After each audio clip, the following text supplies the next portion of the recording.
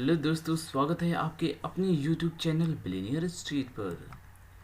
आज हम बात करने वाले हैं बैंकिंग स्टॉक के बारे में। एक ऐसा बैंकिंग स्टॉक जो अभी अपने आईपीओ प्राइस से भी काफ़ी नीचे पे मिल रहा है, यानी कि काफ़ी सस्ते वैल्यूएशन पर मिल रहा है।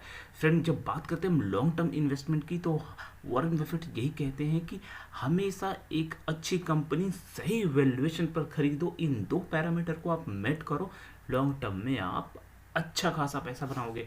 तो जैसे कि आप देख रहे हैं कि पिछले एक साल से इस बुल रन में हर कंपनी अपना आईपीओ ला रही है और काफ़ी हाईली वैल्यूएशन पर उसे स्टॉक मार्केट में लिस्ट करा रही है, क्योंकि मार्केट अभी इटसेल्फ वेरी हाई।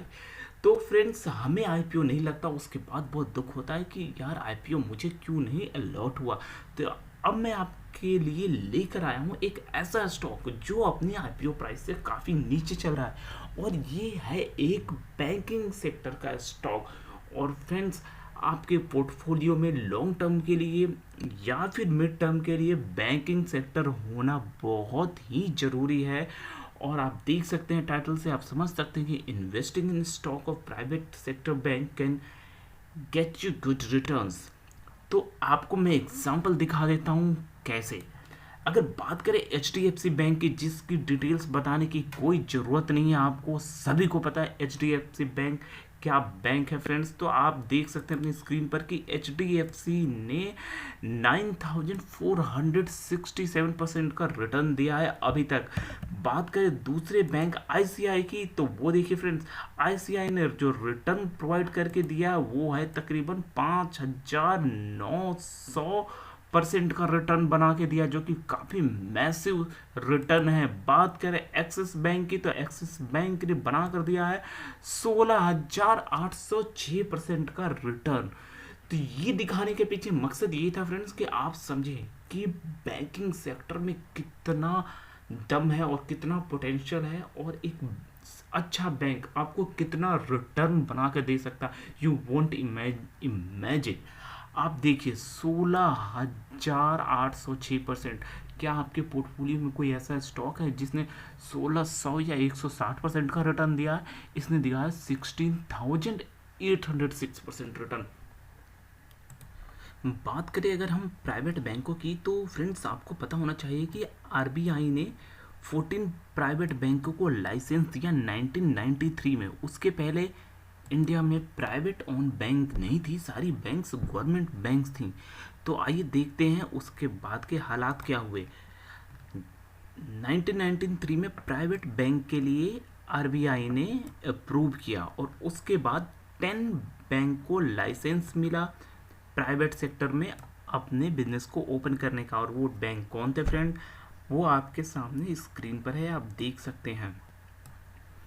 उसमें से ICI bank, HDFC bank, UTI bank, PNB, IndusInd और नीचे दिए ये सारे 10 बैंक थे जो कि 1993 में सरकार के द्वारा जिनको लाइसेंस दिया गया। इनमें से कुछ बैंक्स जो कि आउट परफॉर्म किया उन्होंने मार्केट को और दिया बम्पर रिटर्न, वो तो आपको पता है friends, ICI bank, HDFC bank, इन्होंने दिया बहुत अच्छा खासा रिटर्न, और एक्सिस बैंक। अब बात करें कि इनके रिटर्न की, तो अब H D F C, ICI, Axis bank, इन्होंने तो अच्छा खासा रिटर्न दे दिया है। तो क्या फिलहाल कोई ऐसा बैंक है जिसको रिसेंटली लाइसेंस मिला हो और कुछ साल हम होल्ड करें, उसके बाद वो काफ़ी अच्छा खासा पैसा बना दे? तो अगर आप गौर से देखेंगे यहाँ पर nearly 27 years, yes friends, nearly 27 years तकरीबन लगे इन स्टॉक को ये परफॉर्मेंस देने में। आईसीआई, एचडीएफसी अगर देखें तो 1993 से तो 27 ईयर्स हो चुके हैं। तो अब आज मैं जिस बैंक के बारे में बात करने वाला हूँ उसको रिसेंट बाद में गवर्नमेंट ने क्या किया कि 6 और बैंक को लाइसेंस दिया। आप देख सकते हैं आपके सामने स्क्रीन पर है, 6 banks of the first phase exist today, और थर्ड फेज में फिर 4 बैंकों को लाइसेंस मिला। उसमें से फ्रेंड्स उन 4 बैंक में से देखिए एक नाम yes bank, yes friend, yes bank एक था, और फिर कोटक महिंद्रा बैंक, इनको लाइसेंस मिला तकरीबन 2003 और 4 में। उसके बाद अगला जो आरबीआई ने लाइसेंस दिया वो दिया 2014 और 15 में। आप पढ़ सकते हैं फ्रेंड्स, यहाँ पर क्लियरली लिखा हुआ है कि कैसे RBI has given banking licence to two more banks, Bandhan banks and HDFC first bank in 2014-15। Yes friend, तो आज हम बात करने वाले हैं इन दो में से एक बैंक, बंधन बैंक के बारे में।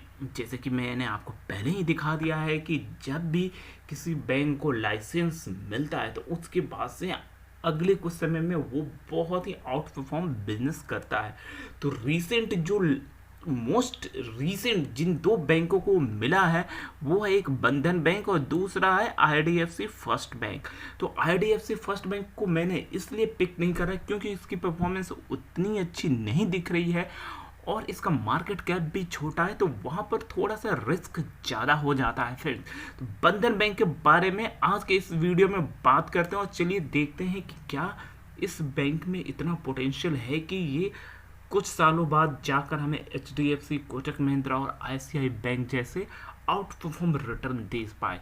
चलिए तो जानते हैं बंधन बैंक के बारे में। फ्रेंड्स, अभी आपके सामने बंधन बैंक का डिटेल स्क्रीन पर आ चुका है। सबसे पहले मैं आपको दिखाना चाहूँगा कि आप ये देखिए कैसे 2015 में इसको बैंकिंग लाइसेंस मिला, वो भी रिजर्व बैंक ऑफ इंडिया की तरफ से। आप देख सकते हैं जून 17, 2015 में बंधन बैंक को लाइसेंस मिला और उसके बाद से तकरीबन अगस्त 2015 से बंधन बैंक वर्किंग है, अपने बिजनेस को लेकर स्टार्ट किया उन्होंने। सबसे पहले स्टार्ट करते हैं और बात करते हैं मार्केट कैप की। मार्केट कैप है तकरीबन 46,000 करोड़ की। ये एक लार्ज कैप कंपनी का मार्केट कैप है, इसलिए मैंने बोला कि मैं IDFC फर्स्ट बैंक नहीं चूज़ कर रहा क्योंकि बंधन बैंक एक बड़ी कंपनी है जहाँ पर पैसे सेफ रहेंगे। बात करें करंट प्राइस की 286 है और इसके हाई से जो कि काफ़ी नीचे है और जो इसका लो है 52 वीक 251 रुपीज़, उसके काफ़ी क्लोज है। आप देख सकते हैं 251 रुपीज़ एंड 286। इसलिए ये वीडियो मैं लेकर आया हूँ आज, ताकि आपको सही टाइम पे वीडियो बनाऊँ। इस चैनल पे मेरी हमेशा यही कोशिश रहेगी कि आपको सही स्टॉक सही टाइम पे खरीद पाएँ। स्टॉक का पी देखे तो 22 का है, स्टॉक का ROCE 7.8, इंडस्ट्री पी की बात करें तो वो तकरीबन 19 का है। और अगर हम बात करें कैश इन इक्विवेलेंट की तो ये है 6,193 करोड़, यानी कंपनी के पास इतने कैश पड़े हैं। अब आप बात करेंगे कि डेट, इसका डेट तो 94,000 है। सो फ्रेंड्स, मैं आपको बताना चाहूँगा कि जितनी भी बैंकिंग कंपनियाँ उनका बिजनेस यही होता है पैसे उधार देना। आप पैसे लोन देते हैं या क्रेडिट कार्ड से आपके लोग यूज़ करते हैं, तो जितने भी बैंकिंग स्टॉक हैं उन सब पे डेट आपको काफ़ी ज़्यादा दिखेगा। एक्चुअली ये डेट नहीं होता मगर वो डेट में ही दिखाया जाता है। अगर मैं इस बैलेंस शीट के ऊपर, इस फंडामेंटल के ऊपर किसी दो चीज़ पर मैं चाहूँगा अगर आप ध्यान दें कुछ चीज़ों पर, तो वो होगा सेल्स ग्रोथ। फ्रेंड्स ध्यान दीजिए, इस कंपनी का सेल्स ग्रोथ पिछले 3 ईयर्स में 37%, sales growth 15%, itself a very good number. क्योंकि जो कंपनियां जिनका जितना सेल्स होता है प्रॉफिट उससे ज़्यादा होता है और 15-20% प्रॉफिट बहुत बड़ी बात है। और अगर देखें प्रॉफिट की तो आप देख पाएंगे प्रॉफिट इसका है तकरीबन 17%, यानी कि सारे खर्चे वगैरह डिडक्ट करने के बाद company is successfully able to generate तकरीबन 18% प्रॉफिट, एंड ये हो रहा है कंसिस्टेंटली फ्रॉम लास्ट 3 ईयर्स। आप देख सकते हैं।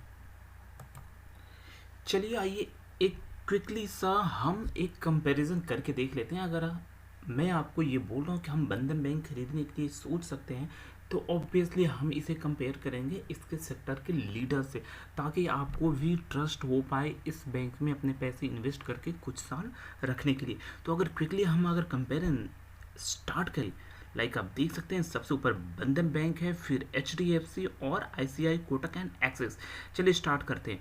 आप देखेंगे जो बंधन बैंक है फ्रेंड्स, बंधन बैंक का अगर हम बात करें बंधन बैंक के प्राइस टू बुक रेशियो की, जो कि है 2.64%, और वहीं पर HDFC बैंक का प्राइस टू बुक है 4.12, यानी कि आप देख सकते हैं इसका price to book ratio HDFC से बिल्कुल अभी आधे पर अवेलेबल है।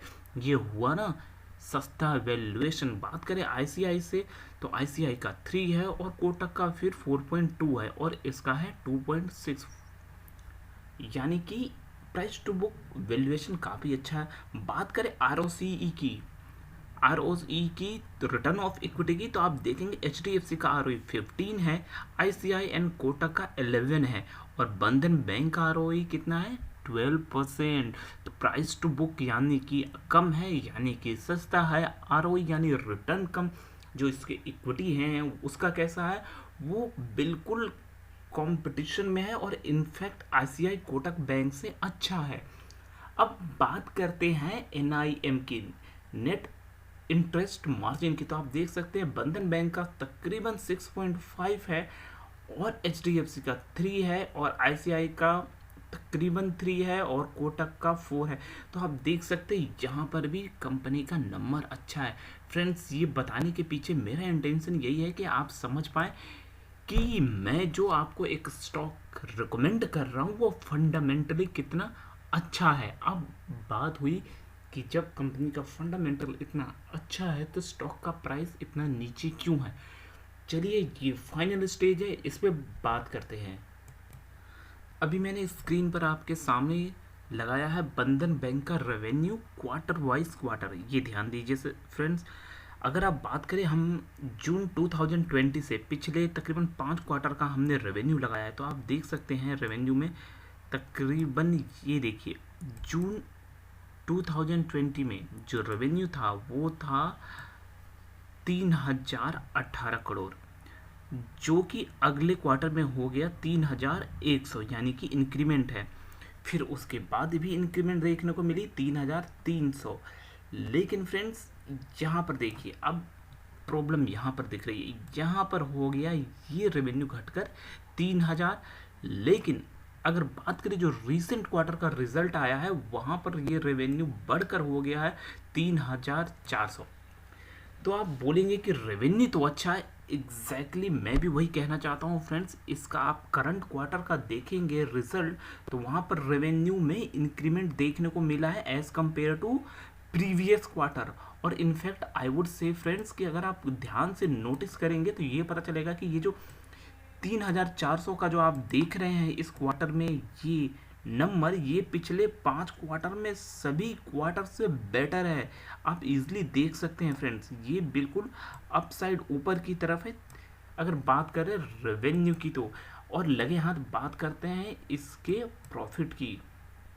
जब बात करेंगे हम नेट प्रॉफिट की फ्रेंड्स, तो आप ये देखिए इसका नेट प्रॉफिट, ये अगेन मैं बोलना चाहूँगा हम क्वार्टर वाइज क्वार्टर देख रहे हैं, यहाँ पर आपको समझ में आएगा रेवेन्यू तो इंक्रीज हुआ, लेकिन अगर आप बात करें प्रॉफिट की तो आप इजीली देख सकते हैं कि कैसे इसका नेट प्रॉफिट है दिसंबर के क्वार्टर में जो कि 632 करोड़ था वहाँ से डाउन होकर 103 करोड़ हो गया। और फिर उसके बाद लेकिन रीसेंट क्वार्टर में आप देखेंगे 373 करोड़ है, यानी कि अगर आप बात करें करंट क्वार्टर में तो इसका नेट प्रॉफिट और रेवेन्यू दोनों ही बढ़ा है पिछले क्वार्टर के मुकाबले। फिर भी आप देखेंगे स्टॉक का प्राइस रीसेंट टाइम में काफ़ी लो है। इसके पीछे की रीज़न आपको दिखाऊं, मैं चार्ट पे ले जाऊं उससे पहले वापस से मैं आपको एनुअली पिक्चर भी दिखा देना चाहता हूँ ताकि आपको इस कंपनी पे थोड़ा फेथ बढ़ पाए, और ये बहुत ज़रूरी है। अब देखिए फ्रेंड्स, आप ध्यान से देखिए क्वार्टरली आपको रिजल्ट में भले ही अप डाउन दिखे हों फ्रेंड्स, लेकिन ये अगर आप गौर से देखें तो पिछले 5 साल का 2017 की बात करें फ्रेंड्स तो 2017 में 3908 करोड़ का इसका रेवेन्यू था, जो कि बढ़ के 4800, फिर अगले साल 6600, नेक्स्ट ईयर सीधा 10,000। और 2021 की बात करें इसमें मार्च में तो ये है 12,000। आप देख पा रहे होंगे कैसे कंसिस्टेंट ऊपर की तरफ कंपनी का परफॉर्मेंस है। अगर उसके बाद अगर हम बात करें नेट प्रॉफिट की फ्रेंड्स, तो वहाँ पर भी कंपनी का काफ़ी अच्छा परफॉर्मेंस है, आप वो भी अपनी स्क्रीन पर अभी देख सकते हैं फ्रेंड्स। नेट प्रॉफिट आप ये देख लीजिए, नेट प्रॉफिट भी कंपनी का अगर पिछले क्वार्टर से हम कंपेयर करें तो ये ऊपर की तरफ जाते ही आपको दिखाई देगा ईयर वाइज ईयर, लेकिन रेवेन्यू ऊपर है बट नेट प्रॉफिट यहाँ पर आप देखेंगे कि इस बार डाउन हो गया एज कंपेयर टू 3000, ये हो गया 2200। बेसिकली यहीं पर इशू है। वो इशू ये है कि कंपनी ने बहुत सारा फंड अपना एनपीए के लिए डाल दिया है। पॉसिबिलिटी उनको लग रही है कि कोविड से जो हिट हुए हैं उनके कुछ रेवेन्यू और जो अमाउंट है हो सकता है वो वापस ना आए। तो कंपनी का जो मैनेजमेंट है ये काफ़ी अच्छा डिसीजन है कि उन्होंने पहले ही पैसे निकाल कर रख दिए कि अगर कोई एनपीए इन केस हो तो हम उसको इस पैसे से मैनेज कर पाएँ, लेकिन वो पैसा आप प्रॉफिट में नहीं दिखा सकते, जिस कारण से आप फ्रेंड्स देख सकते हैं यहाँ पर नेट प्रॉफिट पिछले मुकाबले, अगर पिछले साल के मुकाबले बोले तो वो नीचे है। देख सकते हैं फ्रेंड्स, ये रहा आपका नेट प्रॉफिट 2020 का और ये है 2021 का। तो इन्वेस्टर को क्या करना चाहिए? इन्वेस्टर को ऐसे मौके की तलाश करनी चाहिए जहां पर बगैर किसी रीज़न के स्टॉक का प्राइस नीचे आए और वहां पर वो इन्वेस्टमेंट कर पाए। फ्रेंड्स, इस वीडियो के स्टार्टिंग में मैंने बात करी थी कि एक ऐसा स्टॉक लेकर आया हूँ जो अपने आईपीओ के प्राइस से नीचे चल रहा है। यस फ्रेंड्स, आप ये देखिए, बंधन बैंक जो लिस्ट हुआ था तकरीबन ये लिस्ट हुआ है फ्रेंड्स कब, ध्यान से देखिएगा, 2018 के मई महीने के आसपास, और इसकी लिस्टिंग प्राइस कितनी थी आप इजीली देख सकते हैं। ये तकरीबन 480 470 के आसपास लिस्ट हुआ था और लिस्ट होने के बाद इसने अपना हाई लगाया 700 के आसपास और उसके बाद से प्रॉफिट बुकिंग हुई और ये आया 400 पर। बट बात करें अगले तकरीबन 1.5 साल तक, आप ये देखिए इसका एक मेडन प्राइस आप मान सकते हैं, ये था कोविड हिट होने के पहले का प्राइस। तो आप कंसिस्टेंटली ये 500 और 500 के ऊपर इसने क्या किया, मूवमेंट दिया है जब से ये लिस्ट हुआ। लेकिन कोविड के बाद से इसमें लगा ब्रेक और इसका प्राइस आ गया यहाँ से डाउनफॉल होकर तकरीबन 190 के आसपास और रिकवर करके इसका प्राइस इसने रिसेंट हाई लगाया वो तकरीबन 415 रुपए के आसपास। बट वापस अभी जो मैंने दिखाया था लेटेस्ट जो क्वार्टर रिजल्ट में कंपनी ने एनपीए के लिए जो फंड अनाउंस करा है उसके न्यूज़ से ये स्टॉक आ गया वापस नीचे फ्रेंड्स। तो ये सिर्फ एक क्वार्टर रिजल्ट में मैनेजमेंट ने जो फंड अनाउंस किया है एक्स्ट्रा, जो अपने प्रॉफिट से निकाल कर उन्होंने अलग रख दिया है इन केस कुछ एनपीए हो, तो ताकि यस बैंक की तरह मैनेजमेंट नहीं है, ये एक वो चोर मैनेजमेंट नहीं है जो डेटा और फैक्ट्स छुपा रहा हो और एनपीए को छुपा रहा हो। इनफैक्ट अभी तो इन्होंने एनपीए की पॉसिबिलिटी देखकर ऑलरेडी अपने प्रॉफिट को रिड्यूस करके दिखाया है कि ये पैसा हमने निकाल दिया। तो ये अगले क्वार्टर का जैसे ही रिजल्ट आएगा वहाँ पर रिजल्ट बस ओके भी रहा तो आपको ये स्टॉक सीधा 450 या 500 के आसपास देखने को मिलेगा। और जैसे ही कोविड की केसेस रिलैक्स होंगे, जो कि ऑलमोस्ट हो चुके हैं, अभी इकलौता ये स्टॉक है जो नीचे ट्रेड कर रहा अच्छे फंडामेंटल होने के बाद भी। तो कोविड के केसेस लाइफ स्टाइल रिलैक्स होते ही ये स्टॉक फ्रेंड्स आपको वापस से 5, 6 एंड 700 में आने वाले कुछ क्वार्टर और ईयर में दिख सकता है अगर रिजल्ट ठीक ठाक आए तो, जैसा कि उम्मीद है। तो फ्रेंड्स अभी की अगर मैं बात करूं फ्रेंड्स, तो बाइंग रेंज की अगर आप मुझसे बात करें तो रिसेंट अगर मैं 6 मंथ का चार्ट लगाऊं तो आप देख सकते हैं 6 मंथ में इसकी मूवमेंट आपके सामने स्क्रीन पर है फ्रेंड्स। आप देखिए 6 मंथ में इसका जो हाई है वो है तकरीबन 360 के आसपास, या फिर मैं थोड़ा सा और चार्ट को एडजस्ट करूं तो आप देख पाएंगे कि 425 के आसपास इसका हाई था और अभी रिसेंट ही इसने 260 का लो बनाया 2-3 दिन पहले और वापस वहां से बाउंस मार के 285। So friend 275 is the best price to buy this stock. तो अगर आपको ये स्टॉक कहीं भी 270 के आसपास मिले, 270 से मैं ये कहूँगा अभी जो करंट प्राइस है वो भी एक फैंटास्टिक प्राइस है जो कि है 285। अगर आपको यहाँ पर थोड़ी बहुत गिरावट मिलती है 270 275 के आसपास, तो इसमें आप ज़रूर इन्वेस्ट कर सकते हैं लॉन्ग टर्म के लिए। और इस इन्वेस्टमेंट के पीछे आपको ये एडवाइस होगी कि आप प्लीज़ कंसल्ट करें अपने एडवाइज़र से किसी भी बड़ा अमाउंट इन्वेस्ट करने के पीछे। मेरा काम था आपके सामने फंडामेंटल रखना, कंपनी का फ्यूचर प्रॉस्पेक्ट बताना और टाइमली ये बताना कि बैंकिंग सेक्टर में एक स्टॉक है जो अभी बहुत सही वैल्यूएशन पर मिल रहा है। मैंने तो इसमें इन्वेस्टमेंट कर दिया है, उम्मीद करता हूँ आपको भी पसंद आया होगा ये एनालिसिस। अगर आपको ये वीडियो पसंद आया तो please like and subscribe this channel. मिलते हैं अगले वीडियो में। Till then take care.